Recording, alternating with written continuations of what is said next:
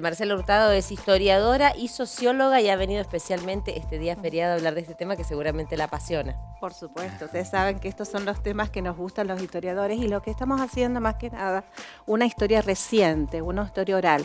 Porque bien saben ustedes que los documentos históricos para que comiencen a ser más o menos hay que guardarlos 50 años. Pero ustedes piensen que nos toca tan de cerca todo esto, que es bueno poner en valor estos hechos patrióticos de esta Argentina que hoy en día está buscando un rostro para definirse. Entonces creo que este es el momento oportuno para que hablemos de una gesta que tiene distintas causas. Estas islas fueron descubiertas allá por el famoso Vuelta al Mundo de Hernando de Magallanes, y que cruzó por el canal de Beagle, y en realidad esto quedó allí, ¿vieron? Perdido en el océano Atlántico. ¿No se le dio importancia al principio, Marcela, porque no había posibilidades, digamos, de colonizar, de estar allí presente por las características de territorio? Que estábamos más que nada preocupados por colonizar nuestro territorio continental. O sea que esto que estaba allá en el Atlántico era una empresa complicada para aquel momento. ¿Estamos hablando de qué siglo? Más o menos estamos hablando entre el siglo XVII y XVIII. Hacia el siglo XVIII, fines, hacia 1700, ya las potencias cuando empiezan a buscar sus ámbitos de expansión, la primera que llega a estas islas es Francia. Y resulta que ve las posibilidades de explotar todo lo que es ballenas, lobos marinos, o sea, la carne. Piensen que sí ha sido un material muy buscado, la grasa, o sea, toda una serie de cosas para un momento en donde no había luz eléctrica, o sea, todo ese tipo de cosas. Entonces, bueno, esto era un elemento importante, una materia prima importante para surtirse. Pero recién, hacia 1830, el gobierno argentino, ya somos gobierno independiente, decide tomar posesión de estas islas y manda como gobernador intendente de Malvinas a Luis María Bernet. Él hace un lindo emprendimiento, alcanza una gran factoría y explotación, pero resulta que, bueno, acá viene el ojo avisorado siempre de las potencias imperialistas, en donde ven a estas Islas Malvinas como un punto estratégico. Y acá netamente hay que hablar de lo que es geopolítica. ¿Por qué? Porque ustedes piensen que las dominaciones de Inglaterra a lo largo y a lo ancho del globo terráqueo son los primeros globalizadores, ¿no? Sí. Porque han tenido, piensen, los puntos fijos de lo que fue Hong Kong, bajan al sur, toman Islas Malvinas, Sudáfrica, India. Pensemos que a lo largo del mundo han estado presentes con distintos tipos de protectorados, dominaciones. Seguramente también o sea, hay que hacer el contraste, ¿no?, entre lo que estábamos pasando en nuestro país, 1800, hay que entender, recién nos estábamos formando, estábamos discutiendo cómo organizarnos políticamente. Inglaterra estaba en un proceso de revolución industrial, intentando llegar ya, expandiendo su comercio. Ellos ya estaban en otro proceso de su organización. Y eso nos jugó bastante en contra. Por eso también cuando juzgamos estos hechos tenemos que hacerlos en el contexto histórico en que se dan las distintas posiciones. Es por eso que ven estas islas bastante geoestratégicamente como un punto que les va a servir de nexo. De allí llega una fragata Lexington, corre a Luis María Bernet, toma posesión de las islas y desde entonces comienzan nuestros reclamos. ¿Sí? Reclamos que se ven, dijéramos, más o menos concretados a partir de la disposición de la ONU en 1960, en donde la disposición de la ONU sostenía que todas las potencias imperialistas que habían tenido posesión sobre distintos dominios, esos dominios recuperan su independencia. Este es el momento que Argentina ve la oportunidad de trabar diplomáticamente el reclamo por esa recuperación. Se empieza, la Cancillería nuestra empezó con algunos encuentros, hubo grandes destacados, figuras que nos va a ser muy familiares a los mendocinos, como don Alejandro Orfila, por ejemplo, estuvo bastante encargado de todo esto, y en realidad no se llega a concretar. Veamos las causas inmediatas a la Guerra de Malvinas. Estábamos próximos al año 82, estábamos en una crisis financiera muy grande, económica muy grande, con una gran inflación, muy parecido, o sea que vemos que cíclicamente la historia se nos repite. Una gran inflación, teníamos un gran levantamiento y desconformidad en la gente. Estábamos saliendo de ese proceso de lucha anticomunista, en donde había tenido gran protagonismo todo el gobierno militar, entonces había mucho malestar en la gente. ¿Pero era un reclamo social recuperar las Malvinas o no estaba instalado Yo les cuento, públicamente? por eso estoy bien, sí. No estaba tan instalado públicamente, pero miren una ustedes caída cómo reacciona la gente tan importante.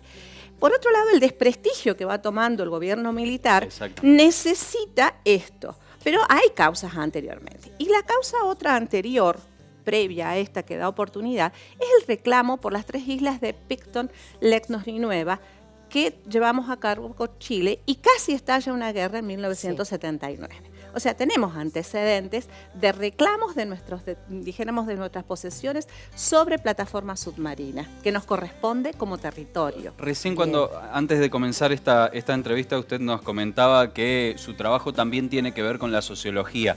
¿Qué tanto en esta guerra hay de chivo expiatorio?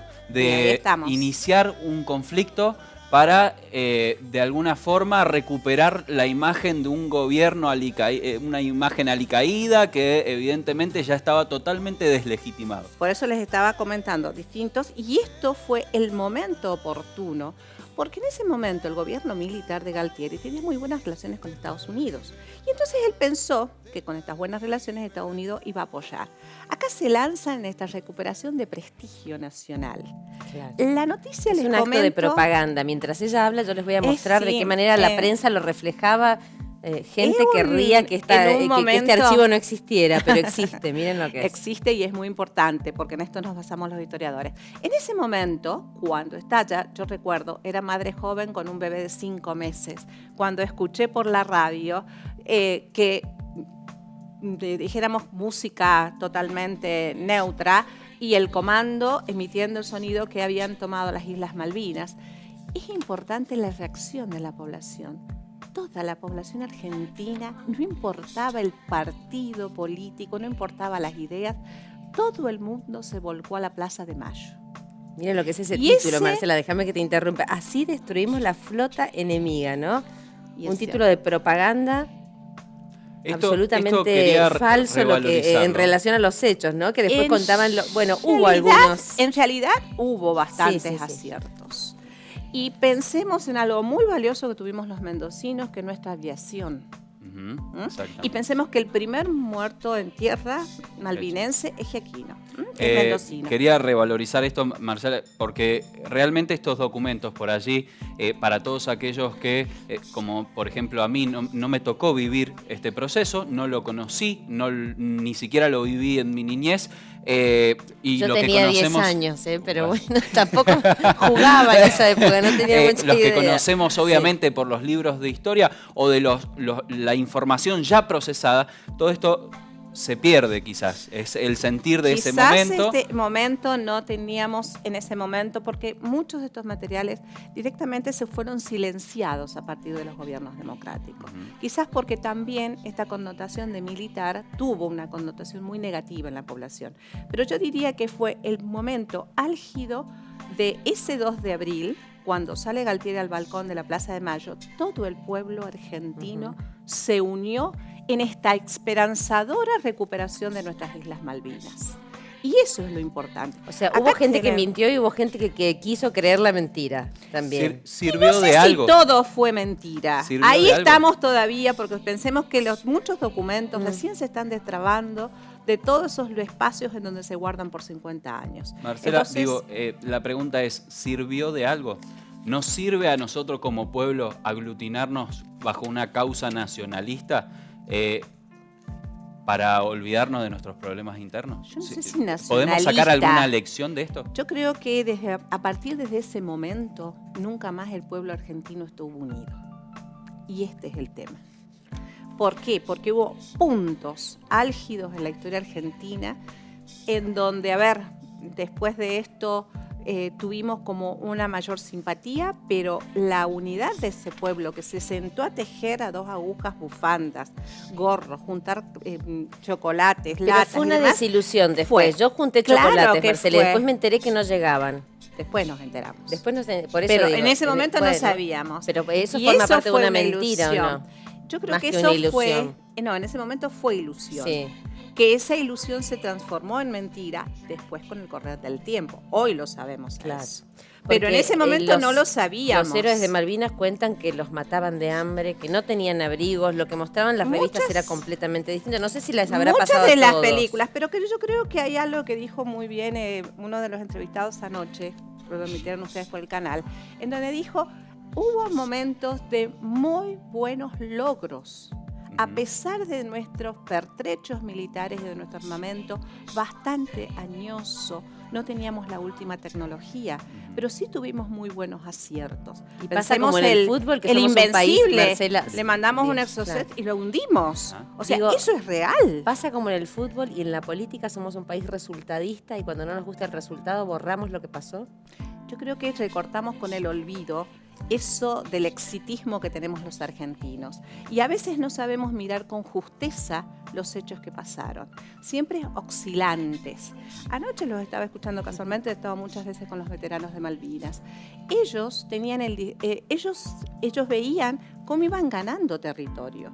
¿Cuál fue el problema? Para ellos fue una desilusión cuando fue, dijéramos directamente, de la declaración o el cese de guerra el 14 de junio. Porque ellos pensaban que estaban ganando. Y ellos pensaban, y por las noticias que tenían, desde boca a boca, porque no tenían tampoco tanta información. Marcela, esto es importante para ponerlos en valor a ellos. Miren, aquí en esta carta, yo quería destacar cómo fueron tratados en ese momento. Un valiente. Y miren lo que dice este valiente que fue entrevistado por radio, desde el continente a la isla. Dice, gracias, confíen en nosotros. Vamos a luchar hasta el último hombre. Por ahora todo está bien. Un abrazo, viva la patria. Esto es un suplemento de la revista Gente, de la ¿no? revista que Gente. Se llamaba Estamos en Guerra. Realmente esto es lo que nos está faltando por ahí a los argentinos en este momento. Ustedes saben que el año 82 fue muy característico por distintas cosas. Apenas termina la Guerra de Malvinas, vamos al Mundial del 82, cuando habíamos salido victoriosos en el 78. Y acá en este Mundial del 82, ustedes saben que tenemos algunas cuestiones de esa. Y al fin de año del 82, se produce el gran movimiento de rock en Buenos Aires, donde todo nuestro rock nacional se pone con letras de Malvinas. Pensemos, a ver, Lerner, Piero, Porchetto, todos hablan sobre Malvinas. Entonces tuvo una... Y después por muchos años se silenció todo esto, porque también ahí vienen esto de las directrices que van dando los distintos gobiernos. Por eso los veteranos de Malvinas se sintieron desprotegidos, dejados en el olvido por muchos de los gobiernos argentinos. A eso me quería quizás como también para referirnos un poco a lo posterior a la guerra. La guerra de Malvinas para nosotros a nivel histórico terminó en el 82. No terminó nunca. Pero para los soldados y los veteranos esta guerra aún sigue presente. 649 argentinos murieron en el campo de batalla, pero ¿cuántos murieron después? 518 personas. La falta de reconocimiento, el abandono de la sociedad. Así como en ese momento, tú me preguntaste si sirvió, en ese momento nos unimos y nos sentimos todos argentinos luchando por algo que nos correspondía, un pedazo de tierra que nos correspondía. Pero así también la desilusión colmó nuestros corazones y realmente abandonamos desde a partir de ese momento ese espíritu de dar cobijo a estos, así como decía esa señora, héroes, valientes lo llama la revista, el diario. Esto es lo importante, reconocer y tomar esa distancia de no oscilar siempre como hacemos en la historia argentina, claro, buenos y malos. Cuando algo es presentado de una manera, digamos, tan exitista, en la que vamos a ir a ganar, estamos ganando, y después de repente nos damos cuenta que no es así, que nos pasa con otras cosas a los argentinos, ¿o no? Siempre nos pasa. Asume un gobierno y estamos saliendo de la crisis en 5 meses, después estamos de vuelta con el aumento del dólar. Bueno, estamos siempre en la misma. Digo, si no se presentaran las cosas de esa manera, tal vez la derrota no sería tan dura y no trataríamos de borrarla para no sentir tanto dolor. Yo creo que eso también está mucho en el ADN argentino, diríamos. ganamos, ¿no? Ya ahí como socióloga, en el ADN nuestro está eso de siempre ser los ganadores. ¿Ustedes vieron que no nos gusta perder ni siquiera los mundiales de fútbol? Claro. Y venimos todos derrotados. ¿Qué nos pasó el año pasado en Rusia? O sea, esto, no, a ver, veamos las causas, busquemos y reformulemos sobre estos actos fallidos de nuestra historia y reconstruyamos este país en base de lo real, de las buenas oportunidades reales. Y por último, Marcela, y tenemos un poquito de tiempo, por la vía diplomática, en los últimos años, ¿usted ve que hay alguna acción, digamos, que sea coherente, que sea insistente, que